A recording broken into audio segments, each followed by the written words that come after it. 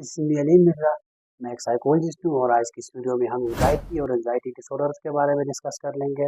Anxiety एक normal response है जो हमारे central nervous system in response to threat और डेंजर प्रोड्यूस करती है, जो हमें अलर्ट रखती है, हमें एक्टिव रखती है। जिस तरह हम अलार्म सेट करते हैं, यूं ही अलार्म बजता है, हम एक्टिव होते हैं। इसी तरह हमारा सेंट्रल नर्वस सिस्टम भी हमें थ्रेट और डेंजर के खिलाफ हमें एक्टिव रखती है। एंजाइटी के अंदर दो चीज़ें हैं, एक फेयर है और दूसरी वरी है। फेयर कोई अपेरेंट चीज़ से, फॉर एग्जांपल कोई कुत्ता आ जाता है तो इससे डर जाते हैं, जिससे हमारे अंदर फाइट और फ्लाइट की रिस्पॉन्स प्रोड्यूस होती है। और दूसरी चीज़ वरी है। वरी ऐसी चीज़ के बारे में परेशान होना, ज़रूरत से ज़्यादा सोचना जो अभी तक हुई नहीं है। फॉर एग्जांपल फ्यूचर के बारे में ज़रूरत से ज़्यादा सोचना, यहाँ तक सोचना कि वो हमारे नॉर्मल लाइफ को डिस्टर्ब करे, हमारे अंदर डिस्ट्रेस पैदा करे और डिस्फंक्शन पैदा करे।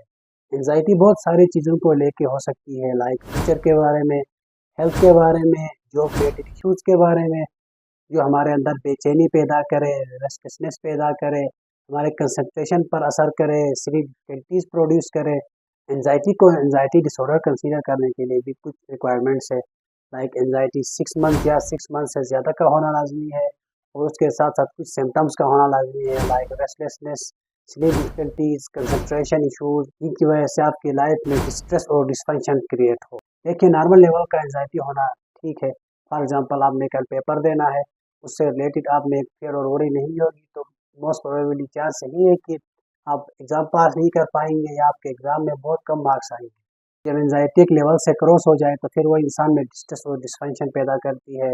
इंसान के पर्सनल लाइफ में इश्यूज पैदा होते हैं, मैरिटल लाइफ में इश्यूज पैदा होते हैं और प्रोफेशनल लाइफ में भी इश्यूज पैदा करती है। एंजाइटी के कई सारे टाइप्स है। अगर आपकी एंजाइटी हर वक्त है, हर चीज़ के बारे में है, हर जगह है, तो इसको हम जनरलाइज एंजाइटी डिसऑर्डर कहते हैं, जिसको फ्री फ्लोटिंग एंजाइटी कहा जाता है।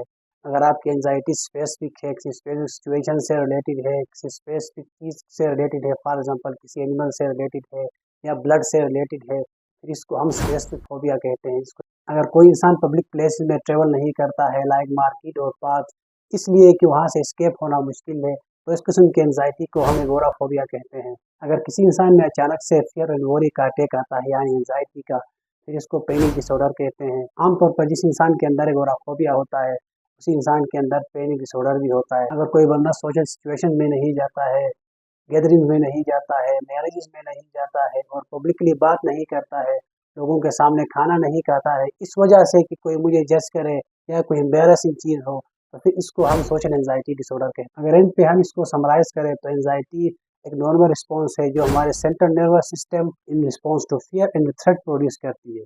एक लेवल तक का एंजाइटी होना ठीक है, लेकिन जब लेवल से क्रॉस हो जाए तो फिर वो इंसान के अंदर डिस्ट्रेस और डिस्फंक्शन प्रोड्यूस करती है। एंजाइटी के बहुत सारे टाइप्स है, लाइक जनरलाइज एंजाइटी डिसऑर्डर, इसको फ्री फ्लोटिंग एंजाइटी डिसऑर्डर भी कहा जाता है, सोशल एंजाइटी डिसऑर्डर, एगोराफोबिया और पैनिक डिसऑर्डर। साइकोलॉजी से रिलेटेड वीडियोस देखने के लिए आप मेरे चैनल को सब्सक्राइब करके मुझे सपोर्ट कर सकते हैं।